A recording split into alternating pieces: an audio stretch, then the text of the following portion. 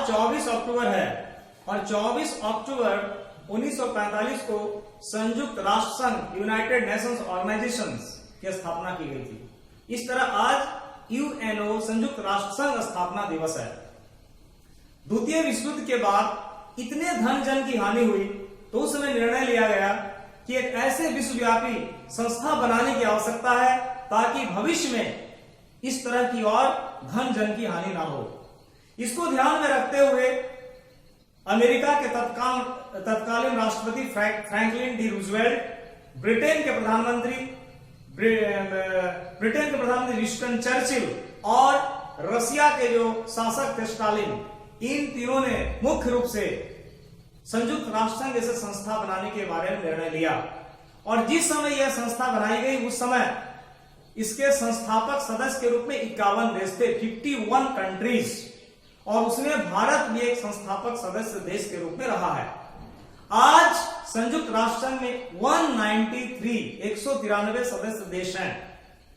193rd जो सबसे नया हमारा सदस्य बना यूएनओ का, वो है दक्षिणी सूडान।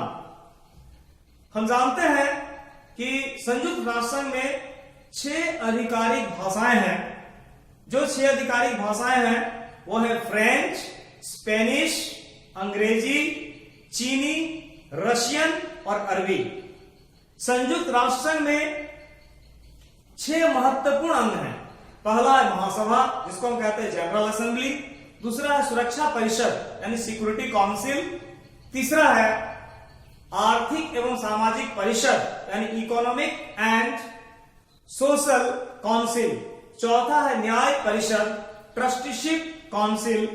पांचवा है अंतरराष्ट्रीय न्यायालय, इंटरनेशनल कोर्ट। और छठा है सचिवालय, सेक्रेटेरिएट। अंतरराष्ट्रीय न्यायालय छोड़कर सभी जो अंग हैं इनके मुख्यालय न्यूयॉर्क शहर में है और अंतरराष्ट्रीय न्यायालय का मुख्यालय हेग शहर में है। संयुक्त राष्ट्र संघ के 5 अस्थायी सदस्य हैं।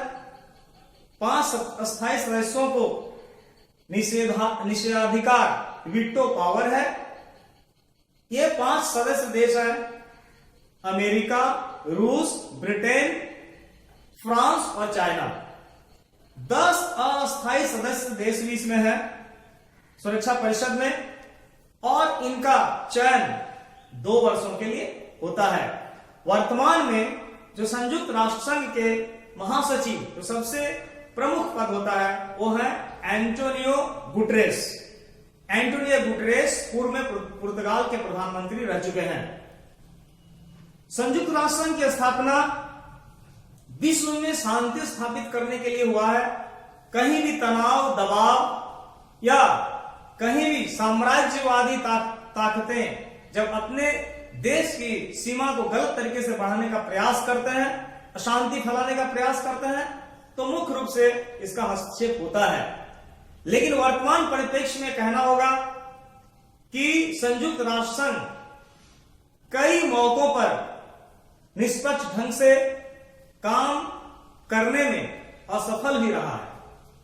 इसे निष्पक्ष ढंग से पारदर्शी तरीके से काम करने की जरूरत है और सिर्फ जो आर्थिक और सामरिक दृष्टिकोण से मजबूत देश हैं उनके पक्षधर होकर काम करने से यह अपने उद्देश्य को प्राप्त नहीं कर पाएगा।